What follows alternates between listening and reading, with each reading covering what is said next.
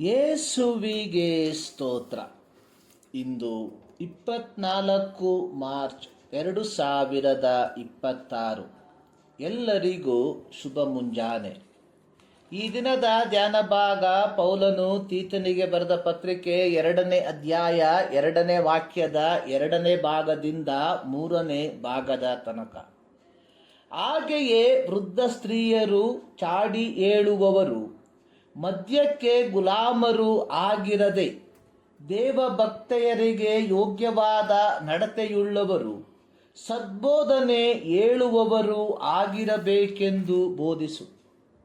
ಪೌಲನು ತೀತನಿಗೆ ವಹಿಸಿರುವ ಮತ್ತೊಂದು ಜವಾಬ್ದಾರಿ ಎನ್ನುವಂಥದ್ದು ವೃದ್ಧ ಸ್ತ್ರೀಯರನ್ನು ದೇವರ ವಾಕ್ಯಕ್ಕೆ ಯೋಗ್ಯವಾದ ರೀತಿಯಲ್ಲಿ ಭಕ್ತಿಯಿಂದ ವರ್ತಿಸುವಂತೆ ಅವರನ್ನು ಉಪದೇಶಿಸುವುದು.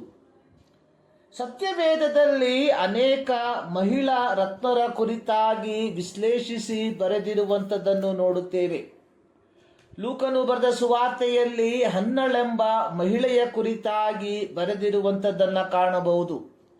ಲೂಕನು ಬರೆದ ಸುವಾರ್ತೆ 2ನೇ ಅಧ್ಯಾಯದ 36-37 ವಾಕ್ಯಗಳಲ್ಲಿ ಬರೆದಿರುವಂಥದ್ದು, ಅಸೇರನ ಕುಲದ ಫನುವೇಲನ ಮಗಳಾದ ಹನ್ನಳೆಂಬ ಒಬ್ಬ ಪ್ರವಾದಿನಿ ಇದ್ದಳು.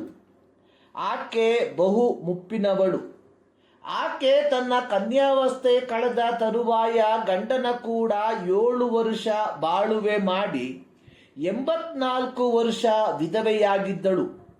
ಆಕೆ ದೇವಾಲಯವನ್ನು ಬಿಟ್ಟು ಹೋಗದೆ ಉಪವಾಸ ವಿಜ್ಞಾಪನೆಗಳಿಂದ ರಾತ್ರಿ ಹಗಲು ದೇವರ ಸೇವೆಯನ್ನು ಮಾಡುತ್ತಿದ್ದಳು. ಹನ್ನಳೆಂಬ ವೃದ್ಧೆಯು ದೇವರಲ್ಲಿ ನಂಬಿಗಸ್ತಿಕೆಯಿಂದ ಜೀವಿಸಿರಲಾಗಿ, ಯೋಸೇಫನು ಮತ್ತು ಮರಿಯಳು ಶಿಶುವಾದ ಯೇಸುವನ್ನು ದೇವಾಲಯಕ್ಕೆ ಕರೆತರಲಾಗಿ, ಆಕೆಯು ಪವಿತ್ರಾತ್ಮಳಿಂದ ಪ್ರೇರಿತಳಾಗಿ ದೇವರಿಂದಾದ ಉಪಕಾರವನ್ನು ನೆನೆಸಿ ದೇವರನ್ನು ಕೊಂಡಾಡಿ ಆತನ ವಿಷಯವಾಗಿ ಮಾತನಾಡುವವಳಾದಳು. ಯೇಸುವಿನ ಐಹಿಕ ಸೇವೆಯ ಕಾಲದಲ್ಲಿ ಆತನು ಗಲಿಲಾಯದಲ್ಲಿದ್ದಾಗ ಅನೇಕ ಸ್ತ್ರೀಯರು ಆತನನ್ನು ಹಿಂಬಾಲಿಸಿ ಆತನ ಸೇವೆ ಮಾಡುವವರಾಗಿದ್ದರು. ಯೇಸುವನ್ನು ಗೆತ್ಸಮನೆ ತೋಟದಲ್ಲಿ ಕೈದು ಮಾಡಿದಾಗ ಆತನ ಶಿಷ್ಯರು ಓಡಿ ಹೋದಾಗ್ಯೂ ಆ ಶಿಲುಬೆಯ ಮರಣದ ಸಮಯದಲ್ಲೂ ದೂರದಿಂದ ನೋಡುತ್ತಾ ಆತನೊಂದಿಗೆ ಈ ಸ್ತ್ರೀಯರು ನಿಲ್ಲುವವರಾಗಿದ್ದರು. ಮಾರ್ಕನು ಬರೆದ ಸುವಾರ್ತೆ 15ನೇ ಅಧ್ಯಾಯದ 40-41 ವಾಕ್ಯ. ಒಳ್ಳೆಯ ಸದ್ಗುಣಗಳನ್ನು ಹೊಂದಿದ್ದ ಅನೇಕ ಸ್ತ್ರೀರತ್ನರನ್ನು ನಾವು ಸತ್ಯವೇದದಲ್ಲಿ ಬೇರೆಯೂ ಸಹ ಕಾಣುವವರಾಗಿದ್ದೇವೆ.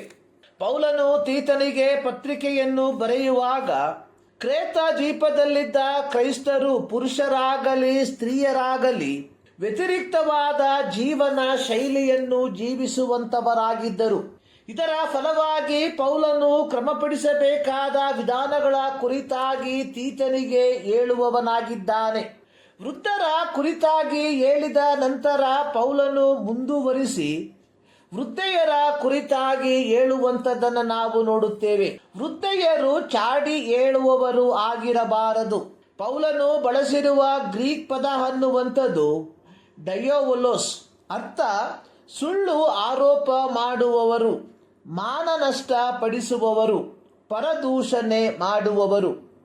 ಪುರುಷರು ದೈಹಿಕವಾಗಿ ಇತರರನ್ನು ಘಾಸಿಗೊಳಿಸುವಾಗ ಸ್ತ್ರೀಯರು ಮಾತಿನ ಮೂಲಕ ಇತರರನ್ನು ಘಾಸಿಗೊಳಿಸುವವರಾಗಿದ್ದಾರೆ. ಇದು ಅತ್ಯಂತ ಅಪಾಯಕಾರಿಯೂ ಆಗಿದೆ. ಈ ಪ್ರವೀಣತೆಯನ್ನು ಕ್ರೈಸ್ತರಾದ ವೃದ್ಧೆಯರು ತಮ್ಮ ಜೀವಿತದಿಂದ ತೆಗೆದುಹಾಕಬೇಕು ಎಂಬುದಾಗಿ ಪೌಲನು ಹೇಳುವವನಾಗಿದ್ದಾನೆ. ಈ 21ನೇ ಶತಮಾನದಲ್ಲಿ ಈ ಒಂದು ಪ್ರವೀಣತೆ ಕ್ರೈಸ್ತ ಪುರುಷರಲ್ಲಿಯೂ ಸರ್ವೇ ಸಾಮಾನ್ಯವಾಗಿ ಕಾಣುವಂಥದ್ದಾಗಿದೆ. ಅನೇಕ ಕುಟುಂಬಗಳು ಸುಳ್ಳು ಆರೋಪದ ಮೂಲಕ ಛಿದ್ರವಾಗಿರುವಂಥದ್ದನ್ನು ಸಮಾಜದಲ್ಲಿ ಕಾಣಬಹುದು. ಮಾರ್ಕನು ಬರೆದ ಸುವಾರ್ತೆ 10ನೇ ಅಧ್ಯಾಯದ 9ನೇ ವಾಕ್ಯದಲ್ಲಿ ದೇವರು ಕೂಡಿಸಿದ್ದನ್ನು ಮನುಷ್ಯರು ಅಗಲಿಸಬಾರದು ಎಂಬ ಆಜ್ಞೆಯನ್ನು ಯೇಸು ಕ್ರಿಸ್ತನಿಂದ ಕ್ರೈಸ್ತರಾದ ನಾವುಗಳು ಹೊಂದಿರಲಾಗಿ, ಇಂದು ಅನೇಕ ಕ್ರೈಸ್ತ ಕುಟುಂಬಗಳು ಕ್ರೈಸ್ತರಿಂದಲೇ ಒಡೆದ ಕನ್ನಡಿಗಳಾಗಿ ಮಾರ್ಪಟ್ಟಿದೆ. ಎರಡನೇದಾಗಿ ಕ್ರೇತ ದ್ವೀಪದ ವೃದ್ಧರು ವೃದ್ಧೆಯರು ನೋವನ್ನು, ನಿರಾಶೆಯನ್ನು, ಒಂಟಿತನವನ್ನು ಮರೆಯುವುದಕ್ಕಾಗಿ ಸ್ವಯಂ ನಿಯಂತ್ರಣವನ್ನ ಮೀರಿ ಮದ್ಯಪಾನ ವ್ಯಸನಿಗಳಾಗಿದ್ದರು. ಅರ್ಥ, ಇವರು ಮದ್ಯಪಾನಕ್ಕೆ ಗುಲಾಮರಾಗಿದ್ದರು. ಪೌಲನು ತೀತನಿಗೆ ಹೇಳುವಂಥದ್ದು, ಇಂತಹ ವೃದ್ಧೆಯರನ್ನು ಅವರ ವ್ಯಸನಗಳಿಂದ ಹೊರತರುವಂತಹ ರೀತಿಯಲ್ಲಿ ಅವರನ್ನ ಉಪದೇಶಿಸುವವನಾಗಿರು. ವೃದ್ಧೆಯರು ಜೀವನದ ಎಲ್ಲ ಹಾದುಹೋಗುಗಳನ್ನು ಬಲ್ಲವರಾಗಿರುವುದರಿಂದ ಅವರು ಪ್ರಾಯಸ್ಥರಾದ ಮಹಿಳೆಯರಿಗೆ ಜೀವನದ ಪಾಠಗಳನ್ನು ಕಲಿಸಿಕೊಡುವಂಥವರಾಗಿರಬೇಕು. ಒಂದು ಅಂಕಣದಲ್ಲಿ ಓದಿದಂತಹ ಸಾಲುಗಳು ಇಂತಿವೆ: ಹಿರಿಯರ ಮುಂದಾಲೋಚನೆ ಅನುಭವದಿಂದ ಕೂಡಿರುತ್ತದೆ, ಅವರನ್ನು ಗೌರವಿಸಬೇಕು. ಪ್ರೀತಿಯ ಹಿರಿಯರಾದ ತಾಯಿಯಂದಿರೇ, ನಿಮ್ಮ ದಿನಗಳು ನಕಾರಾತ್ಮಕವಾಗಿ ಅಲ್ಲ, ಸಕಾರಾತ್ಮಕವಾಗಿ ಉಪಯೋಗಿಸಿಕೊಳ್ಳಿ.